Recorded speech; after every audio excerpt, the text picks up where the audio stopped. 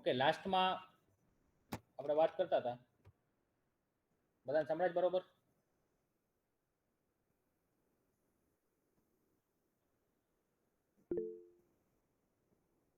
Okay, બીજા બધા છો કે જતા રહ્યા છો?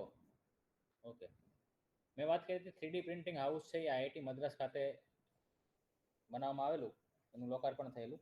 3D પ્રિન્ટિંગ જે છે એ ખાસ કરીને એને કહેવામાં આવે છે, છેલ્લે મેં અહીં સુધી વાત કરેલી તમને, એડિટિવ મેન્યુફેક્ચરિંગ કહેવામાં આવે છે એમને. મારે કોઈ બ્લોક બનાવો છે તમારે આ પ્રકારનો, તો એનું પહેલું લેયર બને, બીજું લેયર બને, ત્રીજું લેયર બને, ચોથું લેયર બને, તો એમાં લેયર બાય લેયર એડ થાય, એટલા માટે એ છે એડિટિવ મેન્યુફેક્ચરિંગ ટેકનોલોજી. અને ઘણી બધી જગ્યાએ ઘણા બધા ટૂલ્સ બનાવવા માટે, ઓટોમોબાઈલમાં, એરક્રાફ્ટમાં અને રોજિંદી જીવનની વસ્તુઓ બનાવવા માટે ટેકનોલોજી છે ભવિષ્યમાં લાંબા સ્તરે યુઝ થશે. તો મોટા કન્સ્ટ્રક્શનમાં પણ આ વસ્તુ યુઝ થાય છે, જેમ કે હાઉસિંગ ને એ બધું બનાવવા માટે.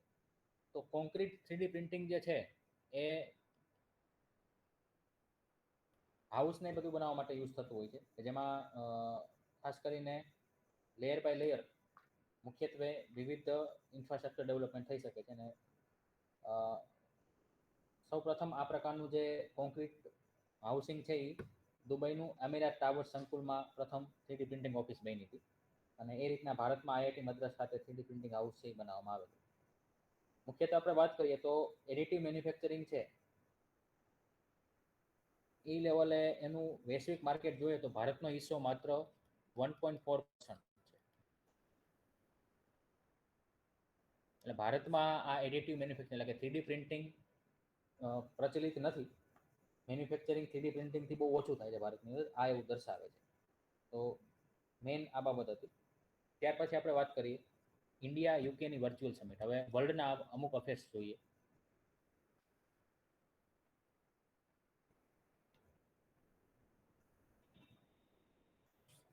પહેલું છે India UK virtual summit.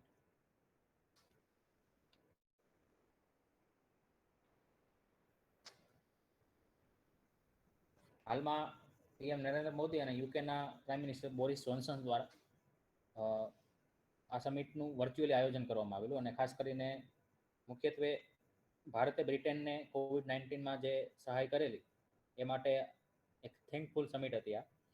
Generally India અને યુકે વચ્ચે એક કોમ્પ્રિહેન્સિવ પાર્ટનરશિપ થયેલી છે, કે જેમાં 2030 સુધીમાં ઘણા બધા મહત્વાકાંક્ષી લક્ષ્યાંક રાખેલા છે, જેને કહેવામાં આવ્યું છે રોડમેપ 2030.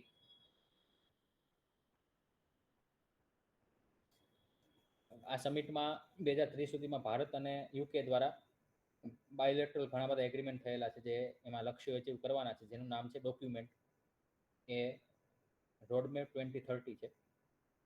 બંને વડાપ્રધાને 2030 સુધીમાં ભારતનો જે યુકે સાથેનો બાયોલેટરલ ટ્રેડ છે એમને બમણો કરવાનો, એના માટે એનહાન્સ ટ્રેડ પાર્ટનરશિપ શરૂ કરેલી.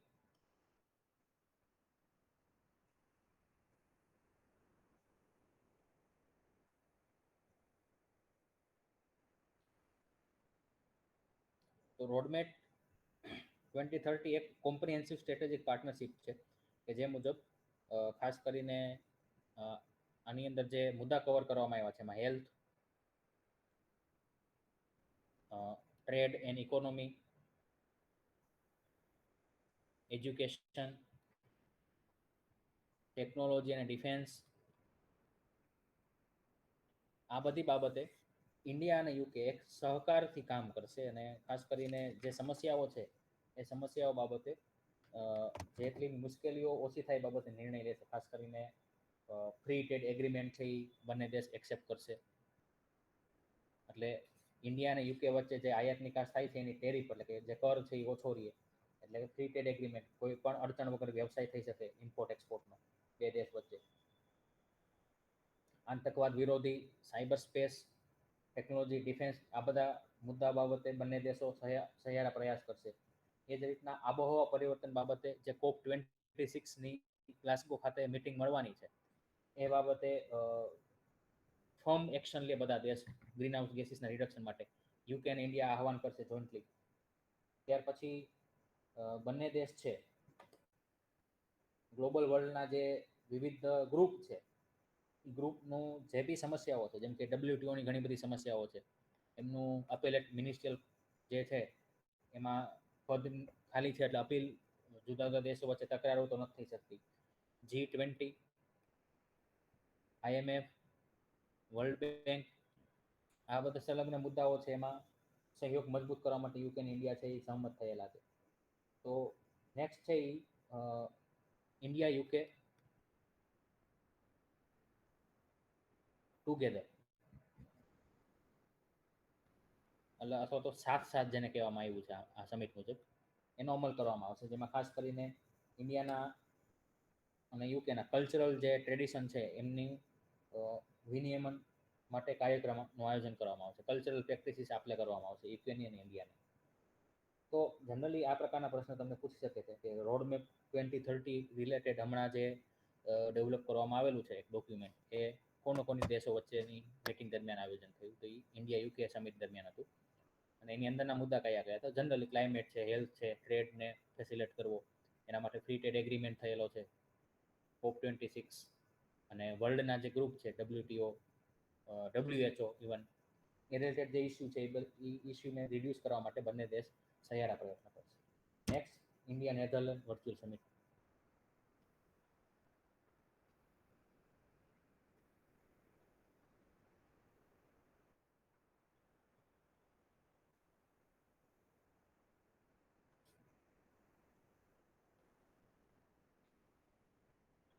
તો 2021 માર્ચમાં જે નેધરલેન્ડના વડાપ્રધાન છે માર્ક રૂટે, એમને ચૂંટણી જીતી એ માટે આ સમિટનું આયોજન બંને દેશના પ્રાઇમ મિનિસ્ટર વચ્ચે કરેલા. અને જનરલી આ બધી સમિટ જે આયોજન થતી હોય એમાં દ્વિપક્ષીય સંબંધોની સમીક્ષા છે કરવામાં આવતી હોય છે.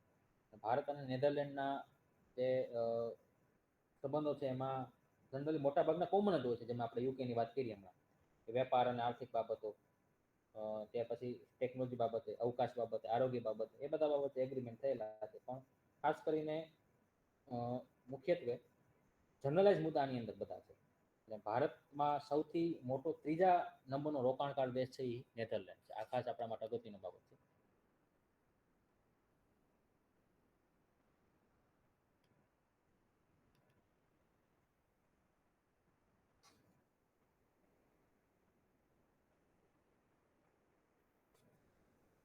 બહુ બીજા બધા ડિટેલ મુદ્દા કરવાની જરૂર નથી. નેક્સ્ટ છે એ છે India Seychelles high level virtual meeting.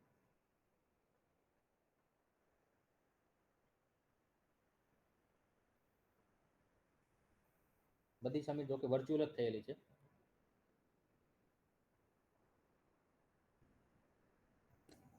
સેશલના રાષ્ટ્રપ્રમુખ અને ભારતના પ્રાઇમ મિનિસ્ટર વચ્ચે આ વર્ચ્યુઅલ સમિટનું આયોજન થયેલું.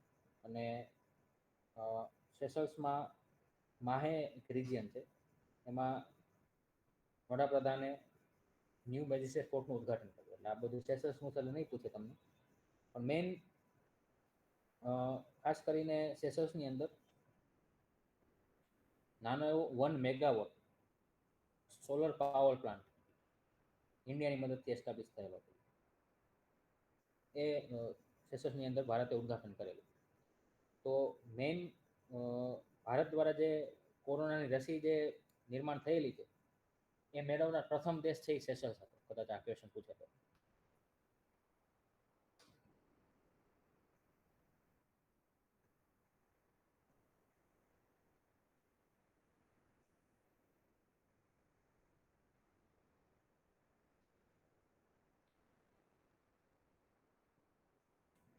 સેશલ્સ એક પ્રકારનો આઇલેન્ડ છે જે માડાગાસ્કરની નજીક આવેલો છે, હિન્દ મહાસાગરની અંદર.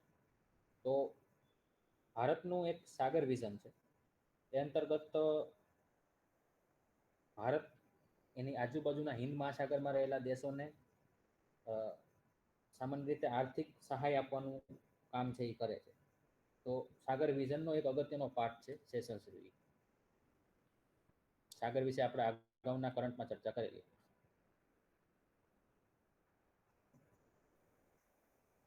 નેક્સ્ટ અગત્યનો મુદ્દો છે રાયસીના ડાયલોગ.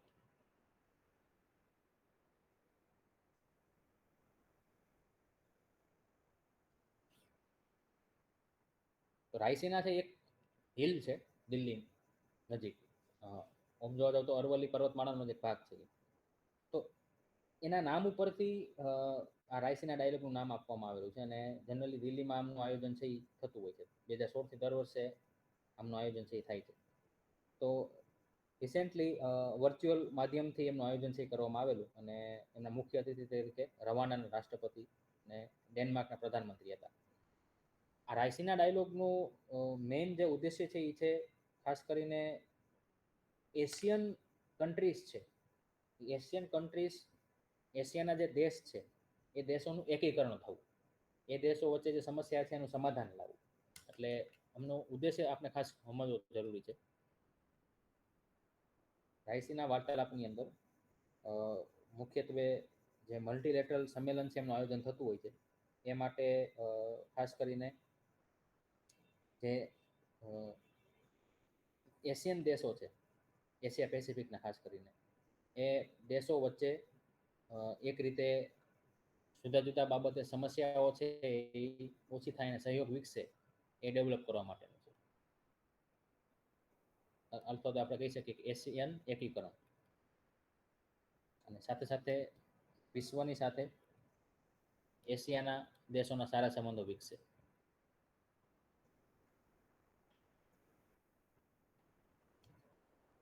એ માટે 2016થી દર વર્ષે નવી દિલ્હીમાં એશિયન કન્ટ્રીઝના અથવા તો વર્લ્ડના બીજા કન્ટ્રીઝના જે આમંત્રિત મહેમાનો હોય એમની મિટિંગને બધું આયોજન કરવામાં આવે છે. એક પ્રકારે કરંટ ટ્રેન્ડમાં જે સમસ્યાઓ છે એમની ચર્ચાને બધું થતું હોય છે. તો હાલમાં રવાંડા અને ડેનમાર્ક એમના અતિથિઓ હતા બહારથી.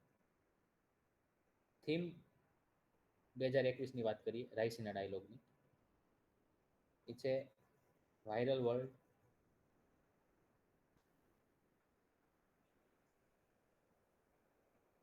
આઉટબ્રેક્સ,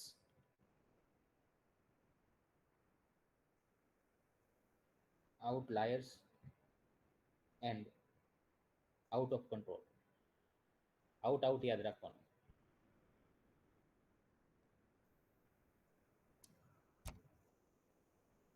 હવે જે આ રાયસીના ડાયલોગનું આયોજન છે એ વિદેશ મંત્રાલય હેઠળ એક ફાઉન્ડેશન છે જેનું નામ છે observer research foundation.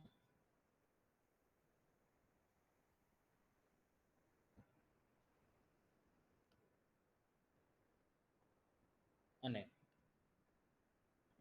Ministry of external affair એટલે કે વિદેશ મંત્રાલય, આ બંનેના જોઈન્ટ સહાયથી આ રાયસીના ડાયલોગનું આયોજન છે કરવામાં આવે છે. તો મેઇન મુદ્દા આટલા જ છે. રાયસીના ડાયલોગ છે ને એ ઓમ જોવા જાવ તો સાંગ્રીલા ડાયલોગ એમની કોપી છે. મુખ્યત્વે સાંગ્રીલા ડાયલોગના જે ઉદ્દેશ્યો હતા એને પ્રેરિત થઈને ભારતે આ વાર્તાલાપ છે એ શરૂ કરેલો છે.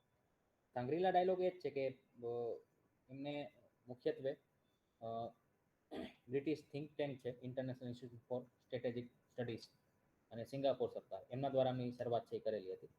અને એમાં 28 એશિયા પેસિફિક દેશોના સૈન્યના અને રક્ષા મંત્રીઓ એટલે કે ડિફેન્સ મિનિસ્ટર અને સૈન્યના જે પ્રમુખ છે એ જે તે ક્ષેત્રની સુરક્ષા ઉપર ચર્ચા કરે છે. એ જ પ્રકારે કંઈક રાયસીના ડાયલોગ, સાંગ્રીલા ડાયલોગ છે એની શરૂઆત સિંગાપોર સરકાર દ્વારા કરવામાં આવેલી. એના ભાગ સ્વરૂપે ભારતે એમાંથી શીખીને રાયસીના ડાયલોગની વાત કરેલી છે.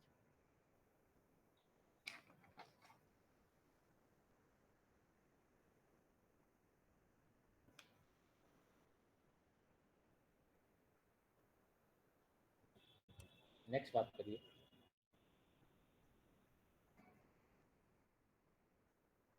વિવિધ એવોર્ડ્સથી. રિસેન્ટલી જે એવોર્ડ્સ છે એ આપવામાં આવેલા આ હતા ભારતના અન્ય દેશો સાથેના સંબંધોમાં. તો નેક્સ્ટ છે એ છે પંચાયતી રાષ્ટ્રીય પંચાયતી પુરસ્કાર.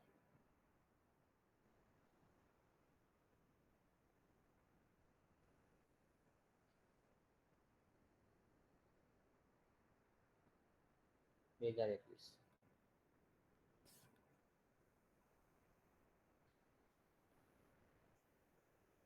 તો 24 એપ્રિલ છે એ પંચાયતી રાજ દિવસ તરીકે આપણી જે પંચાયતી રાજ મંત્રાલય છે એમને ઉજવણી કરી. એમાં જુદી જુદી કેટેગરીમાં ગ્રામ પંચાયતોને પુરસ્કાર છે આપવામાં આવેલા. તો મુખ્યત્વે 4 કેટેગરીમાં જુદી જુદી પંચાયતોને વહેંચવામાં આવેલી હતી અને એમાં કેટેગરી 1માં પ્રથમ યુપી છે, ઉત્તર પ્રદેશ.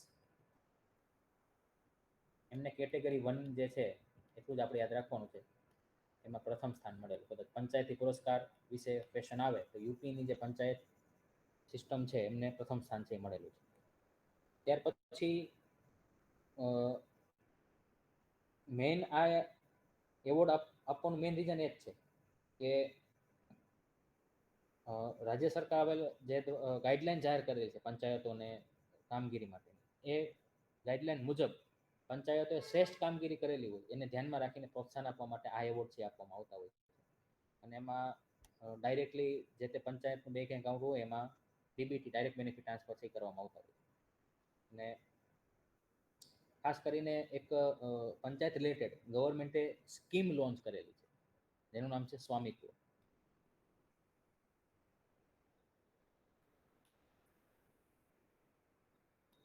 સર્વે ઓફ વિલેજ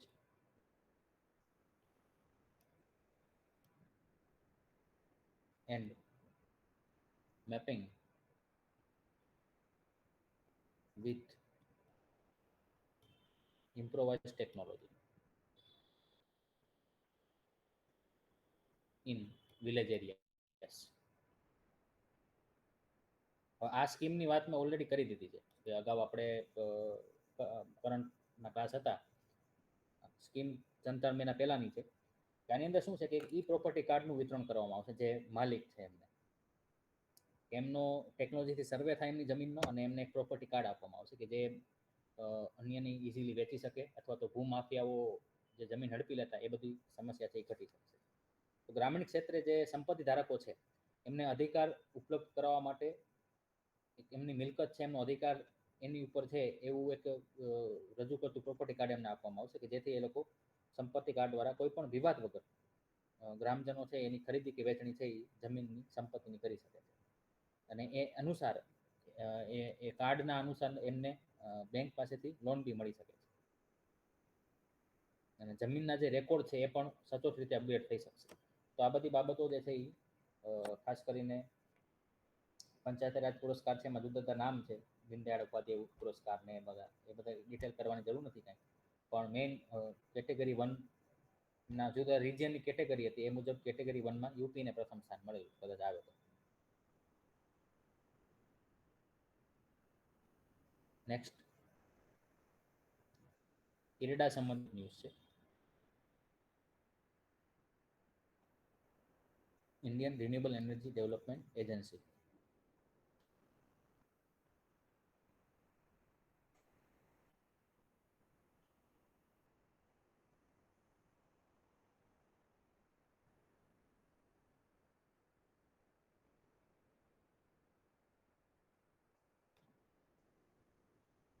એમને રિસેન્ટલી 2021નું ગ્રીન ઉર્જા એવોર્ડ મળેલો, એટલા માટે ન્યૂઝમાં છે.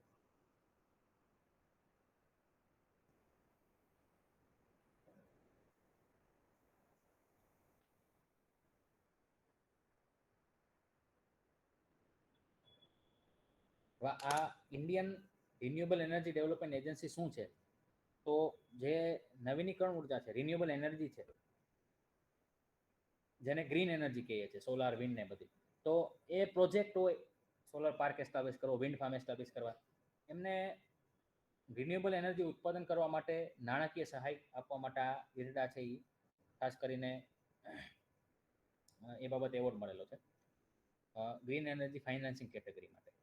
અને જનરલી ઇરડાનું મેઇન કામ ગ્રીન એનર્જીને પ્રમોટ કરવા માટેનું, ખાસ કરીને ફાઇનાન્શિયલ જે હર્ડલ્સ આવે છે માટે. તો મુખ્યત્વે આ ઇરડા સંસ્થા છે એ ministry of new and renewable MNRE એમના હેઠળ કામ કરતી એક બોડી છે જેની સ્થાપના 1987માં થયેલી. નેક્સ્ટ વાત કરીએ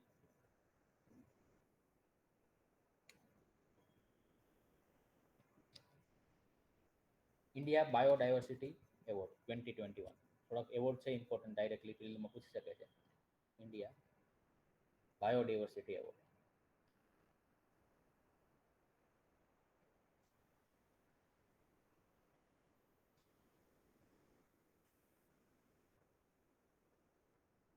22મી મે વર્લ્ડ બાયોડાયવર્સિટી ડે હતો, જૈવ વિવિધતા દિવસ.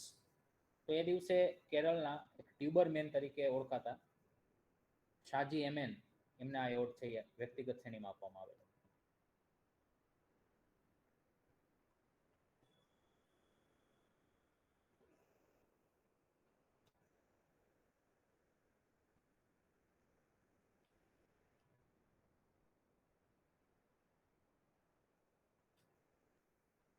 વ્યક્તિગત શ્રેણીમાં જે એવોર્ડ આપવામાં આવે છે એ આ એવોર્ડ શાજી એમેને મળેલો, અને ખાસ કરીને સંસ્થાકીય લેવલે બી આપવામાં આવતો હોય છે કે કોઈ સમિતિ છે એમને જૈવ વિવિધતામાં સારું એવું સંરક્ષણમાં કામ કરેલું એમને બી આ એવોર્ડ આપવામાં આવતો હોય છે.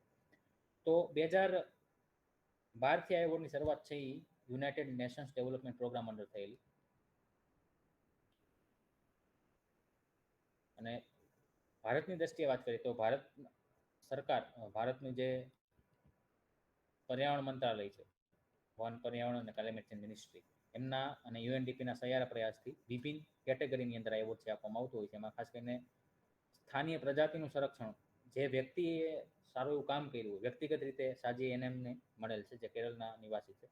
અને કોઈ સમિતિ જે છે એમને બી આ પ્રકારના એવોર્ડ છે આપવામાં આવતું હોય છે. સંસ્થા છે એમને બી આપવામાં આવતું હોય છે. જુદા જેમ કે તેલંગાણાની એક સંસ્થા છે એમને મળેલો છે સંસ્થાકીય રીતે. તો મુખ્યત્વે પ્રશ્ન આવશે તો આ રીતના તમને આવી શકે છે. રિસેન્ટલી હાલમાં વન્યજીવોના પ્રજાતિઓના સંરક્ષણ માટે જે બાયોડાયવર્સિટી એવોર્ડ જે છે એ ઇન્ડિયા બાયોડાયવર્સિટી એવોર્ડનું આયોજન યુએનડીપી પ્લસ ઇન્ડિયાની જે પર્યાવરણ મંત્રાલય છે એના દ્વારા આપવામાં આવે છે. તો કોને એને કર્યો એ કેરળના શાજી એમેન વ્યક્તિગત રીતે, અને સંસ્થાગત રીતે વાત કરીએ તો અમરદાબાદ ગોળાલક્ષ્મી સંગમ, ધ્યાનથી સમજો, નામ છે વિચિત્ર.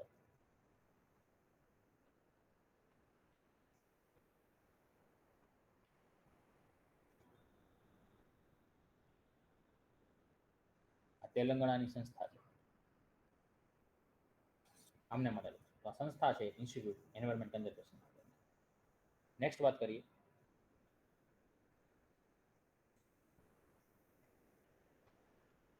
લીલાવતી એવોર્ડ.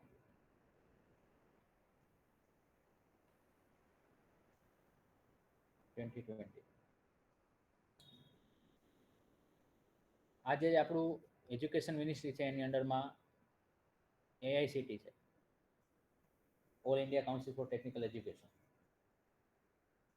ટેકનિકલ એજ્યુકેશન બાબતે આપવામાં આવતો એવોર્ડ છે, અને એમાંય ખાસ કરીને મુખ્યત્વે સ્ત્રીઓના જે ખાસ કરીને સાક્ષરતા બાબતે સારું એવું કામ કરેલું છે એ બાબતે મહિલાઓને આ એવોર્ડ છે એ આપવામાં આવે છે.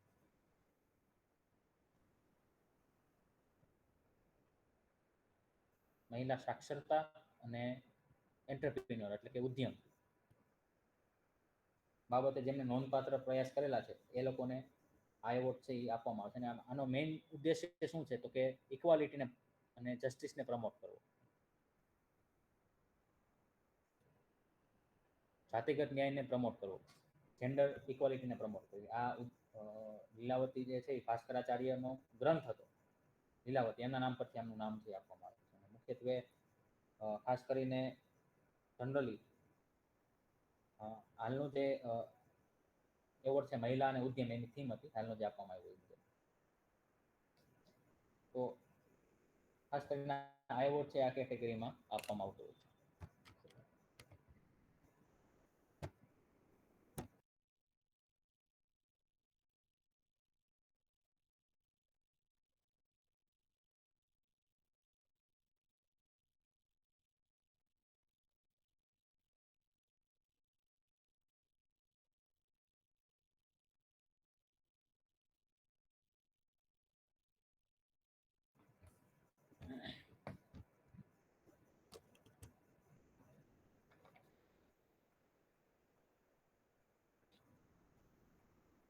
નેક્સ્ટ આપણે વાત કરીએ એ છે મુખ્યત્વે ભારતનો સૌપ્રથમ કૃષિ આધારિત સોલર પાવર પ્લાન્ટ. અમુક મિસેલેનિયસ ન્યૂઝની વાત કરીએ.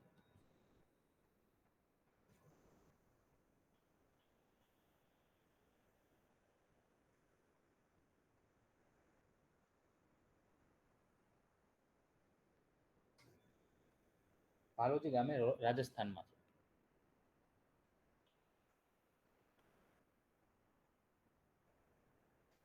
આનું જે એસ્ટાબ્લિશ થયેલું એ પીએમ કુસુમ યોજના હેઠળ થયેલું. આ પીએમ કુસુમની વાત મેં હમણાં જે વીક પહેલા લેક્ચર હતા એમાં કરેલી હતી કે જે કૃષિ ક્ષેત્રે સોલર પેનલ એસ્ટાબ્લિશ કરીને સોલર પંપ દ્વારા સિંચાઈ માટે આ યોજના છે ગવર્મેન્ટે લોન્ચ કરેલી છે. એના માટે કૃષિ આધારિત સોલર પાવર પ્લાન્ટ એસ્ટાબ્લિશ થયેલો. એ આ છે એ પાવર પ્લાન્ટ નહોતા બધા, એક જગ્યાએ એનું ઉત્પાદન થતું હોય. કુસુમ યોજના હેઠળ મોસ્ટ ઓફ જે બાબત હતી ખેતરમાં સૌર પંપ લગાડીને કામ કરવાનું. જ્યારે આ યોજનાનો એક મુદ્દો એવો છે કે સોલર પંપ કૃષિ ક્ષેત્રે સોલર પાવર પ્લાન્ટ એસ્ટાબ્લિશ કરવા. તો રાજસ્થાન છે ભાલોજી ગામ એ જગ્યાએ પેલો શરૂ થયો છે. કદાચ એક્ઝામમાં ક્વેશ્ચન આવે છે.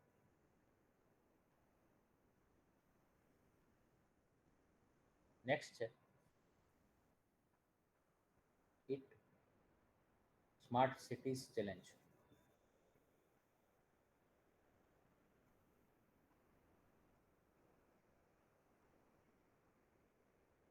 And transport for all challenge. Recently આપણે જે મિનિસ્ટ્રી ઓફ અર્બન છે એન્ડ હાઉસિંગ, શહેરી મંત્રાલય, એમને it smart city challenge and transport for all challenge આ બે પ્રકારની અભિયાન ચાલુ કરેલા. ઇટ સ્માર્ટ સિટી અને ટ્રાન્સપોર્ટ ફોર ઓલ. હવે પહેલાં ઇટ સ્માર્ટ સિટીઝનું સમજી લ્યો. આનું કોના દ્વારા? તો by ministry of housing and urban affair, શહેરી અને આવાસ મિનિસ્ટ્રી છે એમના દ્વારા. જનરલી એ જ વસ્તુ છે આની અંદર કે ઇટ સ્માર્ટ સિટીઝ મતલબ શહેરોની અંદર યોગ્ય ખોરાક, પાણીની જે બાબતો છે એમાં ટેવમાં સુધારો કરો, હેબિટ બદલ. અને જનરલી આપણી જે આધુનિક લાઈફસ્ટાઈલ છે એમાં સ્વાસ્થ્ય જળવાઈ રહે એ બાબતનો ખોરાકને પ્રમોટ કરવું. તો આ ઇટ સ્માર્ટ સિટી ચેલેન્જ છે એ એમનું ઇમ્પ્લિમેન્ટેશન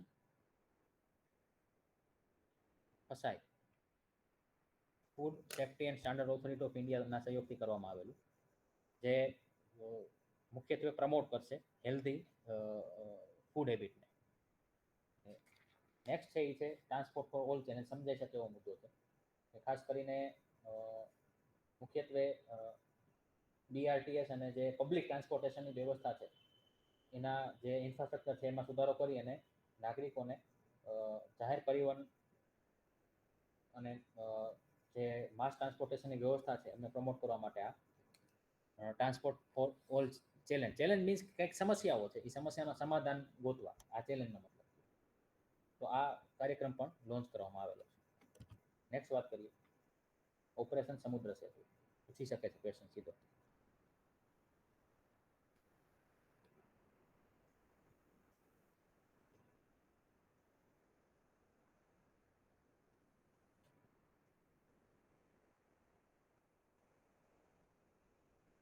ઓપરેશન સમુદ્ર સેતુ પહેલાં હતું, હવે એનું બીજું સંસ્કરણ શરૂ કરવામાં આવેલું. ઇન્ડિયન નેવીએ ઓક્સિજનની જે આવશ્યકતા આપણે ડિમાન્ડ ઊભી થઈ એ પૂરું કરવા માટે સમુદ્ર સેતુ 2 લોન્ચ કર્યું. એ હેઠળ ખાસ કરીને જનરલી કાંઈ નથી બહુ, આપણા બે યુદ્ધ જહાજ આઈએનએસ તલવાર, એટલે મુદ્દો એ છે O2ની ડિમાન્ડ પૂરી કરવા માટે. પેન્ડેમિક જે હતો એ દરમિયાન ઓક્સિજનની જે કમી ઊભી થઈ એની ડિમાન્ડ પૂરી કરવા માટે નેવી આગળ આવી, જેનું નામ છે ઓપરેશન સમુદ્ર સેતુ. દેશમાં ઓક્સિજનની આવશ્યકતા પૂર્ણ કરવા માટે નેવીનો રોલ, એટલે ઓપરેશન સમુદ્ર સેતુ જે નૌસેના દ્વારા શરૂ કરવામાં આવ્યું. સમજાઈ શકે એવો મુદ્દો છે. અને મુખ્યત્વે એ જ વસ્તુ છે અહીંયા કે ખાસ કરીને જુદા જુદા દેશોમાંથી ઓક્સિજન સપ્લાય છે એ યુદ્ધ જહાજ દ્વારા અથવા તો જહાજ દ્વારા નેવી છે એ ભારત સુધી લઈ આવશે. તો જેમ કે આઈએનએસ તલવાર છે એ બહેરીનથી મુંબઈમાં 40 મિલિયન ટન જેટલું ઓક્સિજન પરિવહન કર્યું. આઈએનએસ કલકત્તાએ મેડિકલ પુરવઠાને ઓક્સિજન છે કુવેતથી લાવ્યા. તો ઘણા બધા યુદ્ધ જહાજો છે એમની મદદથી ઓક્સિજન એક્સપ્રેસ ને એ બધા વસ્તુ છે એ ચલાવવામાં આવ્યું. જેમ કે ભારતીય રેલવે ઓક્સિજન એક્સપ્રેસ ચલાવેલી હતી. તો ઓપરેશન સમુદ્ર સેતુ 1 છે એ નૌસેના દ્વારા ખાસ કરીને COVID-19ની પહેલી લહેર હતી ત્યારે ભારતીયોને વિદેશમાંથી ભારતમાં લાવવા માટે ચલાવવામાં આવ્યું હતું 2020માં. અને એ જે મિશન હતું એનું નામ હતું વંદે ભારત મિશન. તમને કદાચ ખબર હશે, આ વસ્તુ આપણે ચર્ચા કરી હતી. અને ઓપરેશન સમુદ્ર સેતુ 2 જે છે હાલનું જે 2021માં લોન્ચ કર્યું, એનો મેઇન પર્પઝ એ છે જુદા જુદા દેશો નજીકના જે છે એમાંથી ઓક્સિજનની સપ્લાય ભારત સુધી પહોંચાડવી. એના માટે આઈએનએસ તલવાર, આઈએનએસ એરાવત, આઈએનએસ કોલકાતા, એ બધા યુદ્ધ જહાજો છે એમનો યુઝ થયેલો.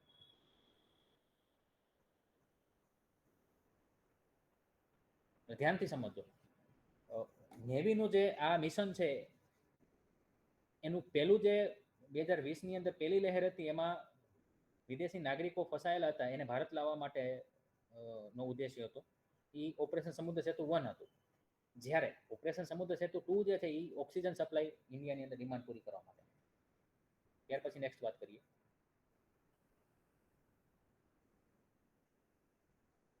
ભારત સાથે ઇઝરાયલે 3 વર્ષના કૃષિ કરાર કર્યા.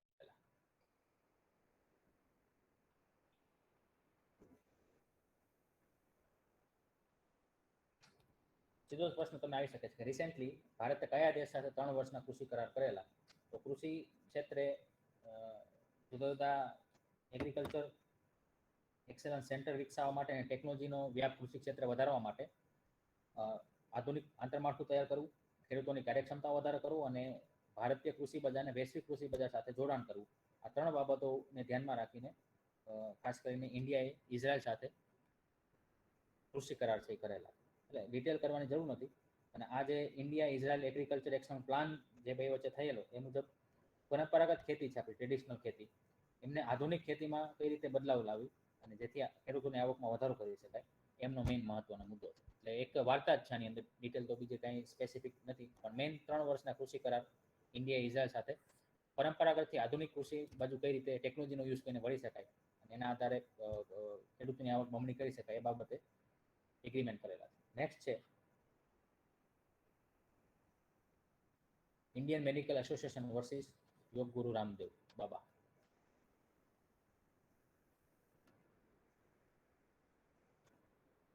આનો જે વિવાદ હતો તમને બધાને ન્યૂઝમાં કદાચ જોતા હશો તો ખબર હશે કે એ લોકો બાબા રામદેવે એલોપેથિક દવા ઉપર વાંધાજનક નિવેદન ઊભું કર્યું હતું. એના માનહાનિનો દાવો છે એ ઇન્ડિયન મેડિકલ એસોસિએશને કરેલો.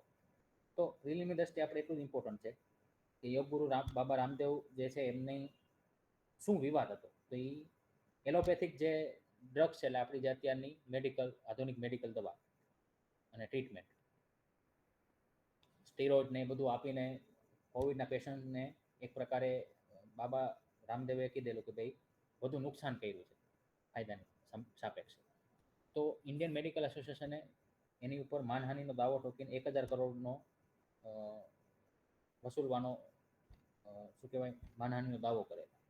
તો બહુ ડિટેલ કંઈ કરવાની જરૂર નથી, એક ચર્ચિત ઇસ્યુ હતો એટલે આપણે લઈ શકીએ.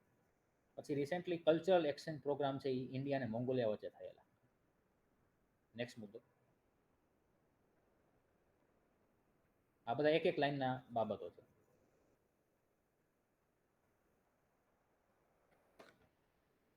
ત્યાર પછી કલ્ચરલ એક્સચેન્જનો પ્રોગ્રામ ભારત અને મોંગોલિયા વચ્ચે ખાસ કરીને જે થયેલો એ મુજબ ભારતની જુદી જુદી કલ્ચરલ બાબતો છે, ભારતના સાંસ્કૃતિક મંત્રાલય છે એના દ્વારા મુખ્યત્વે મોંગોલિયન કંજૂર એક એમની પર્ટિક્યુલર પવિત્ર પુસ્તક છે એમનું પુનઃમુદ્રીકરણ માટે કરાર થયેલા. તો કલ્ચરલ બાબતો છે ઇન્ડિયા અને મોંગોલિયાની, એ બાબતનું એક્સચેન્જની વાત જ્યારે કોઈ ક્વેશ્ચન પૂછે તમને કે રિસેન્ટલી કયા બે દેશ વચ્ચે થયેલા અને મોંગોલિયન કંજૂર શું છે, ભારત એમનું પુનઃ ફરીથી એમનું પ્રિન્ટિંગ કરશે. એટલે મોંગોલિયન કંજૂર ચર્ચામાં હતું કદાચ ક્વેશ્ચન પૂછે તો. મોંગોલિયાનું એક આપણું જેમ ભગવદ્ ગીતા છે એ મોંગોલિયાનું પવિત્ર એક ધાર્મિક પુસ્તક છે, એનું ફરીથી પ્રિન્ટિંગ માટે ભારત છે એ રીપ્રિન્ટિંગ કરશે અથવા પુનઃ મુદ્રણ કરશે.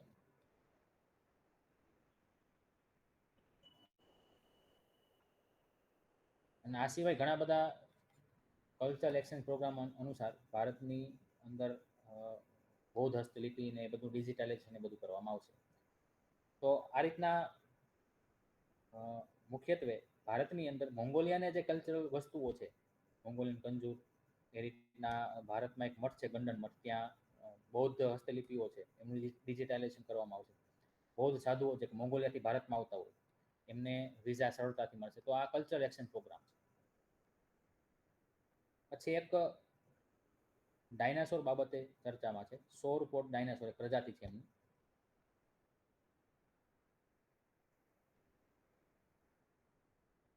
મેઘાલયમાંથી એમના હાડકા મળી ગયા. સીધો ક્વેશ્ચન તમને પૂછી શકાય હતા રિસેન્ટલી ક્યાંથી એમના જે ફોસાઇલ્સ મળી ગયા હતા. સુંદરલાલ બહુગુણના વ્યક્તિગત ન્યૂઝ જોઈએ. હમણાં એમનું નિધન થયેલું, પણ ખૂબ પ્રચલિત એટલા માટે હતા કારણ કે એ મુખ્યત્વે ચિપકો આંદોલનના પ્રણેતા હતા અને પર્યાવરણ ગાંધી તરીકે ઓળખાતા.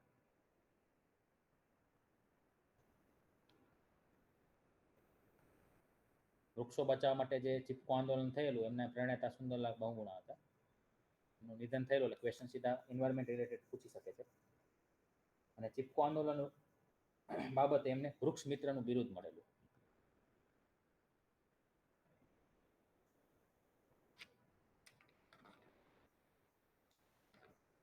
તો અહીં સુધી મોસ્ટ ઓફ ડાયરેક્ટલી અથવા તો સ્ટેટમેન્ટવાળા જે ક્વેશ્ચન મે અને એપ્રિલના જે મેજોરિટી હતા, કારણ કે 2 મહિનાનું કરંટ એટલે ખાસ લાંબુ થઈ જાય, એ આપણે અહીંયા કવર કર્યા.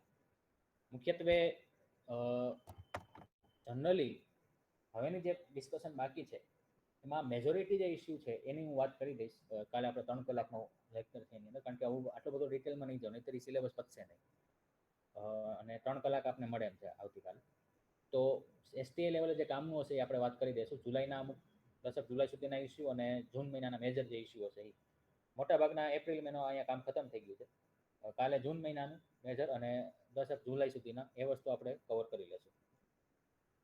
ઇન્ટરનેશનલ જે ન્યૂઝ છે એપ્રિલ મહિના એ થોડા ઘણા બાકી છે, એ વાત આપણે કાલ કરી લઈશું. અને મેજોરિટી જે STમાં કામ લાગશે એ જૂન મહિનાનું મેજર કામ લાગશે, એ વસ્તુ આપણે આવતીકાલે ડિસ્કશન કરશું. જુલાઈ મહિનાનું થોડું ઘણું બાકી રહેશે, એ પણ પહેલાં હું તમને 10 મિનિટમાં 7-8 પોઈન્ટ અગત્યના હશે એ કહી દઈશ. અહીં સુધી રાખ્યા છે.